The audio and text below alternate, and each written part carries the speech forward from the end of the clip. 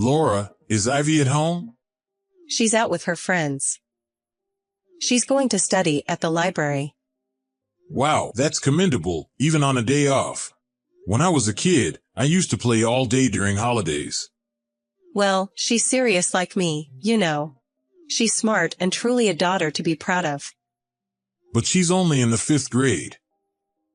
I think it would be okay if she were a little more mischievous. Girls grow up faster, you know. They mature at a totally different speed than boys. Once she hits middle school, she'll probably start saying, "Dad, you're so uncool." Oh, I wouldn't like that. Come to think of it, I feel like my calls and messages with Ivy have been decreasing lately. She used to call me almost every day. It's been 2 years since you went to work alone in Nebraska. Well, it's just a matter of getting used to it. And you are coming home quite often. Often? Only during New Year's, the end of the year, and vacation, right? See, you are coming home quite often, and you take paid leave on Ivy's birthday and our wedding anniversary, don't you? Well, I should do at least that much. After all, I'm forced to work in a faraway place. I have to use my leave properly. Well, it would have been nice if we could live there too. It can't be helped. I was supposed to come back home anyway, and it would change Ivy's environment. She's having a good time surrounded by good friends. That's true. She might also apply to a private school, but your work assignment there will be over soon. That's the only thing I'm looking forward to. Laura, I've put you through a lot, huh? Thank you for maintaining our family while I'm away. What are you talking about? It's not over yet. Yeah, but still, I thought I should mention it anyway. Besides, Ivy is no longer a handful. It wasn't that hard. Well, I do get a little troubled when bugs show up. It takes time for both Ivy and me to get rid of them. So, the only time you miss me is when bugs appear? Just kidding. Oh, sorry. I need to get going soon. Huh? Going somewhere? Of course, I do have places to go. Are you going to stay home all day even though it's your day off, Tom? I don't have any shopping or anything today. You're going to leave Nebraska soon. Why don't you do some sightseeing or something? You have a car, so you can go many places. I'd like to go sightseeing with you all. You really can't stand being alone. No, it's not like that. I just think it's better to enjoy with my family. All right. I'm going out now. Okay, take care. Hey, Laura. Has anything happened to Ivy? Huh? Why do you ask? When I texted Ivy today saying I'd call her tonight, she said she didn't want to talk to me. She's finally hit puberty. What? Already? Isn't it supposed to start in middle school? Or rather, that's too sudden. Girls tend to grow up faster in many ways. I told you before. Is that so? There's really nothing wrong, right? Nothing's wrong. She's just as usual. I did feel our interactions have been decreasing a bit recently, but I never thought I'd be outright rejected. I'm feeling incredibly lonely. Most girls tend to harbor a dislike towards their fathers. It can't be helped. Really? I wonder if I did something wrong that hurt her feelings. You can't do such a thing while living apart. Or maybe your contacts were too annoying? I don't think I've been that persistent. Well, it's just that time of her life. It's a normal part of growing up. You don't have to overthink. It's so hard not to see her until Thanksgiving in this situation. Tom, you do know that Ivy is already in 5th grade, right? You shouldn't fuss over her too much. She's still in 5th grade, though, and I'm not fussing over her. I've only been calling once a week. Once a week seems quite often to me. I enjoyed playing games with her over the phone. Maybe she has a crush on someone. A crush? No way. She's still in elementary school. That's way too early. Not at all. It's perfectly normal. The county fair will be held soon.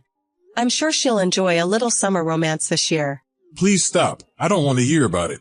Aren't you happy that your daughter is growing up? I'm happy about her growth, but in my mind, she is still a cute little angel.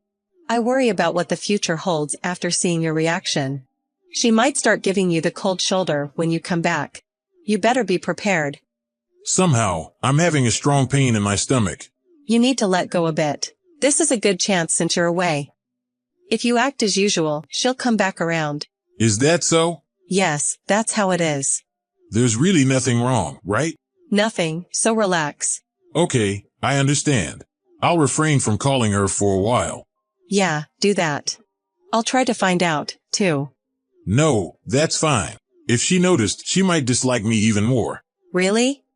Then I won't ask her anything. Yeah, I'll get back to work. All right, good luck with your work. Girls are bound to change. Don't get too down about it.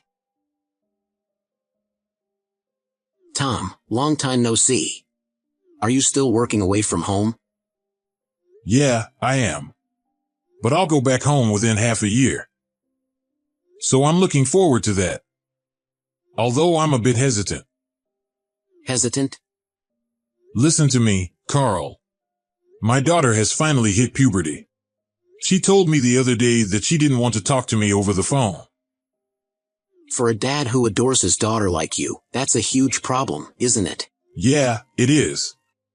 That's why I'm frantically reading all kinds of books on how not to be disliked by one's daughter. Come to think of it, my sister was like that too.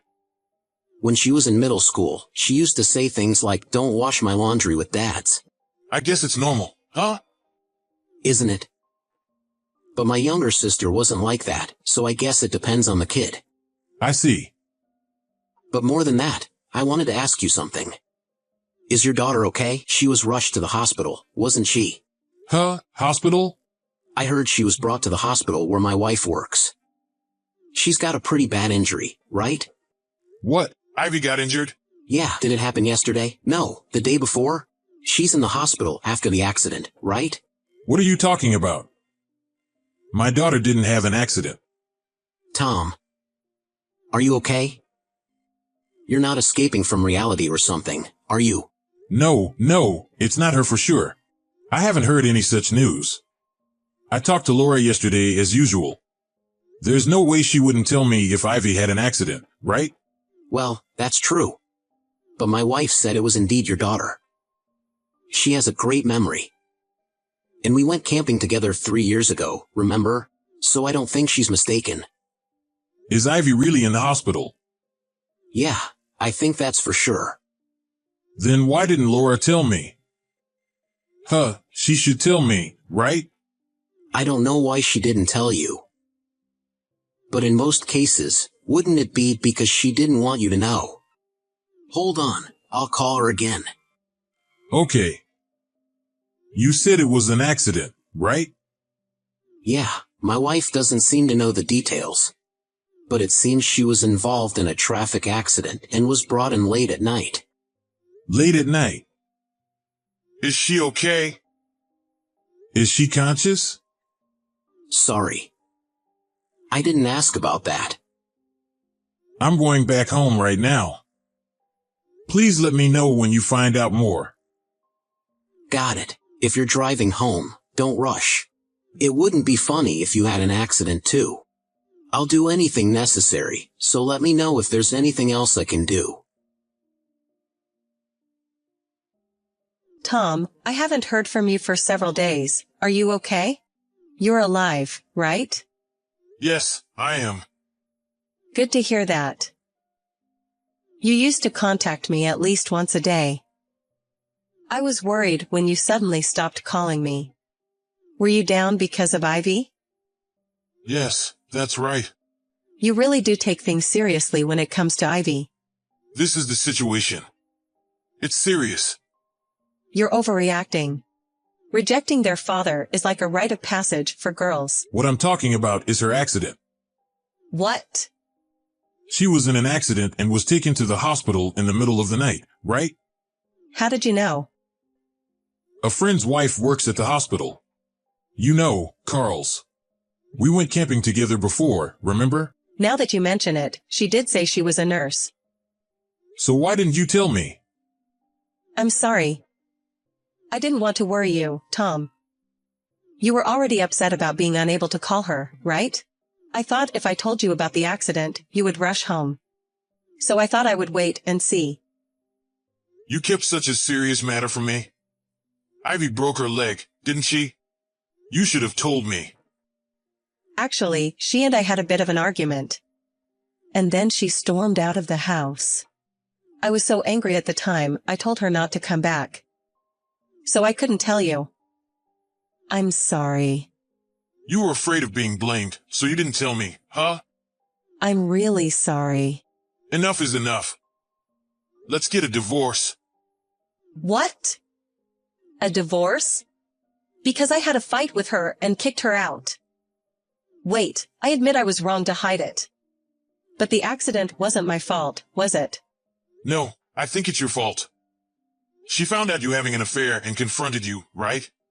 She was mad at you and said she'd tell me the truth, right?